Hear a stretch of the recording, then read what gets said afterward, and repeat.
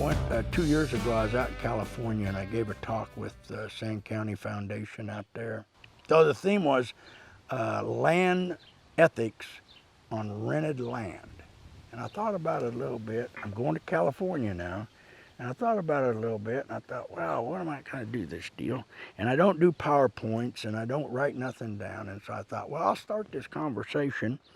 I'll start with a little story. And I said, okay.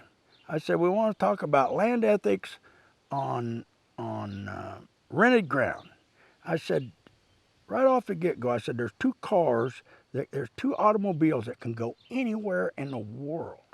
I said, one of them is a Land Rover. I said, if you own a Land Rover, and there's a lot of people in California who got Land Rovers, I said, if you drive a Land Rover, you can go anywhere. That thing can crawl a tree, climb a mountain, go through a swamp. It can go anywhere. Land Rovers can go anywhere.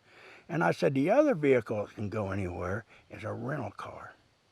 I said, you think about how you drive a rental car.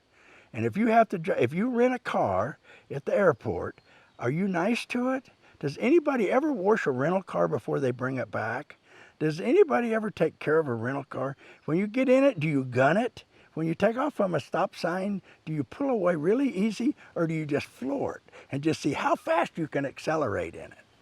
And I said, why do we do that? You don't do that to your wife's car, but you will in a rental. And everybody float in there, and everybody had rented cars, and we go, oh yeah, dang, you know, they squeal the tires and stuff like that. I said, the same way with land.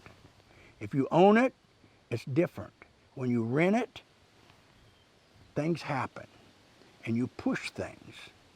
And if you're going to push something, you push rented ground harder than you push your own ground. And it's just the human nature of it. It's the rental car. You drive a rental car different than you drive mother's car. And so we do the same thing. So it's really, really hard.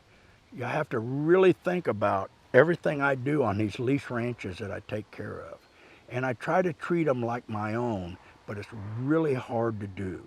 Because when it really comes down to it and I have to make a decision on when I'm going to get off or how much grass I'm going to leave behind or what I'm going to do or something like that, it's always in the back of my mind, the money thing. Am I giving up money? Am I leaving money on the table, you know?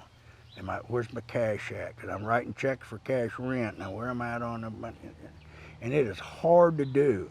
And I fully understand why people have a problem taking care of rental ground the way they take care of their own ground. It's hard to do. Same thing as driving a rental car. And if you're thinking of in those terms, that's how it turns out. But I still try to do the right thing on leased ground too.